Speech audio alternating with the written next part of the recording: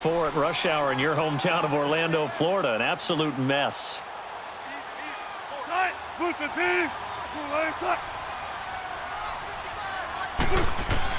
On 3rd and goal, Wilson.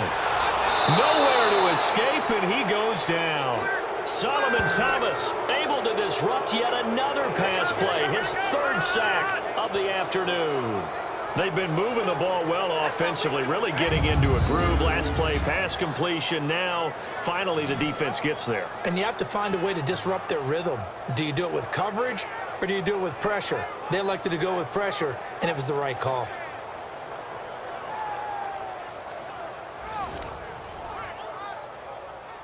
So on 4th down, out trots the kicker in a big spot here. This just a 35-yard attempt from the left hash. And Lambeau will put this one through, and this is back down to a 7-point game.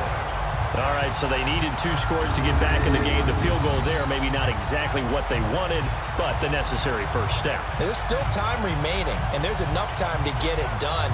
They've got to get at the least a 3-and-out here to get the ball back, preferably a takeaway. This game back within a touchdown now as the kickoff's away. And this will not be returnable. It's out of the back of the end zone for a touchback. The 49ers getting set to trot out there. And a tight game after punting last time. See if they can get something going on this drive. As they head to the field now, with the game this close, you've got to feel there's a sense of urgency for them going on offense right now. But they have to do it without letting panic creep in and affect their play. And he'll wind up with about 6, up past the 30 to the 31. Well, Brandon, pace comes into play now because they've got the advantage. They've got the football, but they've got to be very careful about what speed they're going to play. You know, my music teacher back in New Paltz, Mrs. Bythema Bagley, used to say, don't go prestissimo when you really want to go largo. And what she meant by that is don't go too fast when you really want to go at a nice, slow, deliberate pace. I am speechless. I am without speech. And he's going to be taken down with a marker on the field. So let's see about the call. Holding offense. That one whistled against a big right tackle. You'd think being able to fire out and block, it'd be a lot easier to not commit a holding penalty, but it's tough to keep those guys right in front, isn't it? They'll come up now on a 2nd and long after the hold. All right, here we go. Green, 39. From the shotgun, he'll look to throw. And he'll find Sutton on the right side complete. And he'll get it up to the 33-yard line. And they'll get 9 there as that sets him up better for 3rd down. Tell you what, he's been able to put the ball in some tight spots all game long. That throw, no different. Yeah, a lot of people would call it a gutsy type of a throw. I think he looks at it as, I can do it, so it's not that big of a deal to me, and I'm going to keep firing. Back to throw here. And this is going to be incomplete. Knocking it away there defensively, Justin Coleman. Not only was the call spot on, how about the execution of that defense right there?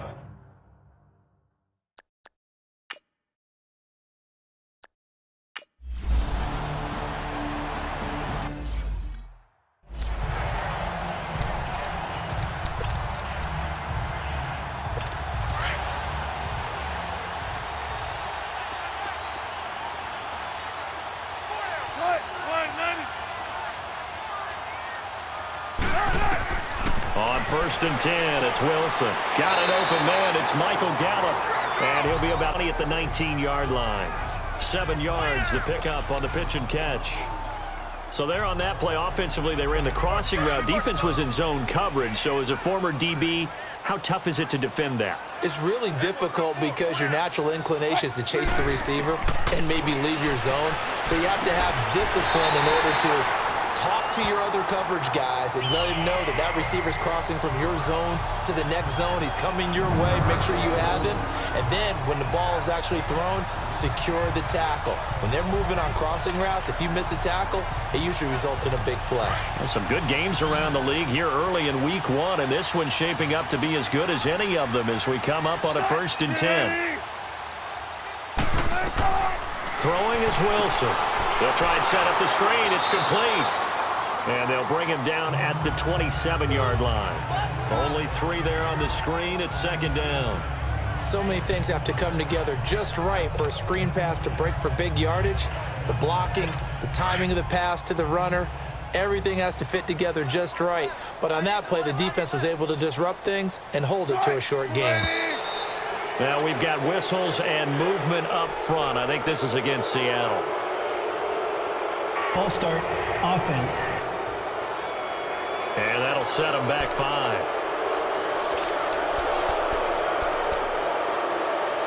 And that false start penalty certainly not helping their cause here. Second down and long. To throw again is Wilson. Fighting a safety valve here. That's complete. And he'll get to the 29-yard line, brought down there. 7 yards on the play, and it'll be third down. Well, it's tough to be a defender in today's NFL because there's so many things to account for in today's passing game, including the back sneaking out of the backfield. Not quite as bad as a turkey bowl where you have that center-eligible stuff, but still a lot of guys to account for. And he's able to hook up with Michael Gallup. And they'll get it up just short of the 45 at the 44. 15 yards through the air and a first down. So how do you beat man coverage? First of all, you want to be a superior receiver, but you know something, that guy who's covering you, he's usually pretty good too. So the corner route is usually a great spot to get it done.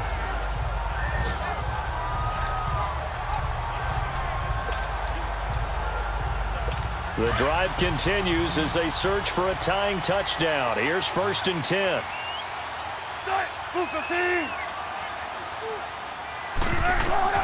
They'll throw on first down with Wilson. He's going to flip one out here to his running back.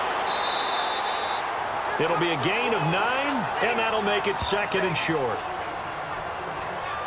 I know most of the time when the ball's in the air, you're thinking wide receiver, tight end, but running backs, they can be a big part of any passing offense nowadays. That last catch short of the marker by just a yard leaves him with a very manageable second and 1. Again, Wilson. And that's complete to Jesse James. And he'll get it inside the 40 to the 39. First catch of the new season for him, and he picks up the first. One of the advantages of zone defense, as I remember it, is being able to see the play develop in front of you. One of the disadvantages, when they find those levels where they can hit you with it. Sometimes behind the corner and in front of the safety, it makes it tough to defend. Now he'll dump it underneath to his running back, complete. And they're going to be set up down around the 15-yard line. That one goes for 24 yards.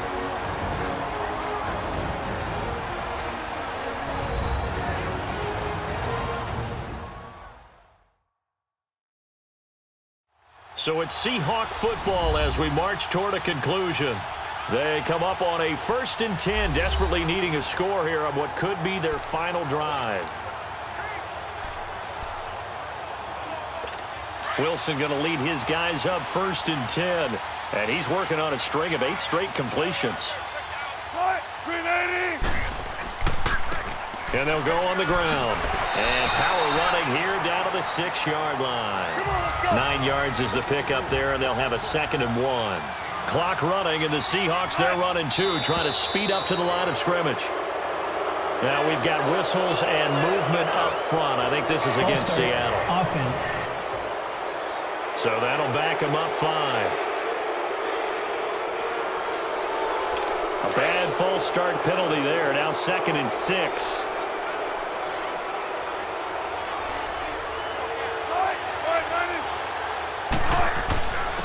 And they'll try the ground game here with the running back. And he's able to get it down to the 2-yard line. It's an 8-yard pickup, and it leads to a first and goal. First down now, but that clock rolling. Back to throw. He'll buy some time, and he's going to score. It's a Seahawk touchdown. Russell Wilson, already his second touchdown here in this opening weekend. And the Seahawks just an extra point away from tying this thing up. Well, the hard part's done. Now they just need to split the posts, tie it up, but then their defense is going to have to hold up to send it to overtime. Yeah, no matter what. I know there's an inclination when you have momentum to go for 2 here, But if you miss it, you don't give your defense a chance at all. Plus, it's been a good game. I want to see overtime. I'm selfish. You obviously don't have a flight to catch. Tomorrow. And they will not get a chance to return this one as it's through the end zone for a touchback.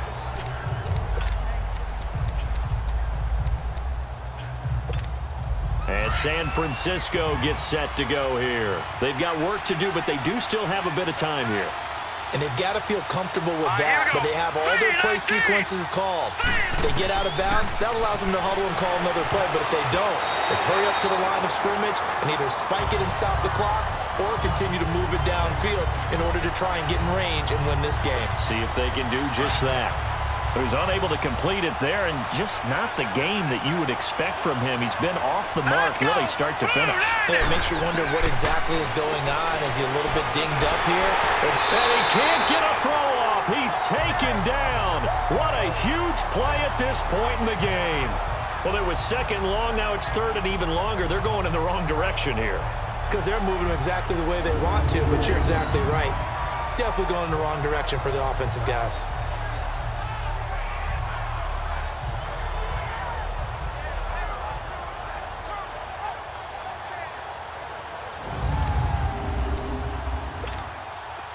So it's third and long, and defensively not a real surprise. They're in the dime. Set. Green 39. Green 39.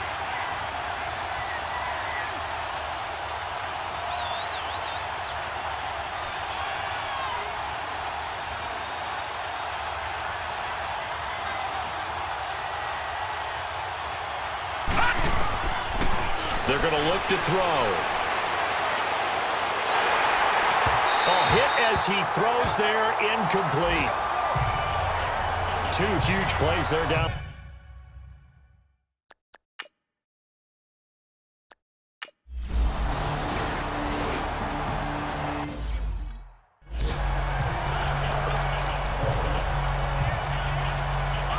The Seahawks offense now, they get ready to come back onto the field. They have a little bit of time here to get into field goal range, not much. A tie game, you don't want to do anything crazy, right? I agree with you on that one. Risk-reward, okay? If you go for it, what is the absolute reward on this? But the risk is probably greater. Run the clock out, get to overtime, and try and win it there. All right, we'll see if they do just that.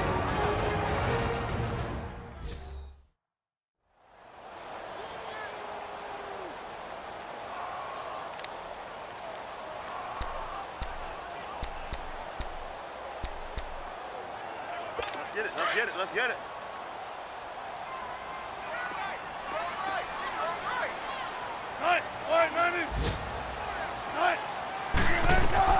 Throwing now is Wilson. And that one got tipped. Kind of threw everything off. It brings up third.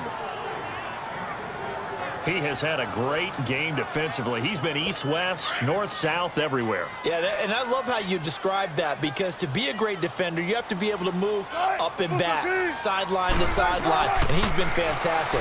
Reminds me of a young Charles Davis when he was playing Madden. Absolutely. Oh, wow, I thought you were going on the field, but okay, I see you. And they'll get 14 yards out of it and a fresh set of downs. And there was absolutely zero pressure on the quarterback on that play. Third down, and he has all the time in the world to eventually find an open receiver for a first down pickup. Now Wilson. An incomplete, an excellent play downfield. Should have been picked off, really. But second down instead. Incomplete pass there is probably the best scenario going, because if he catches the football, clock's probably going to run out in that situation. So second down, still 10 yards to go. Ball on the 43.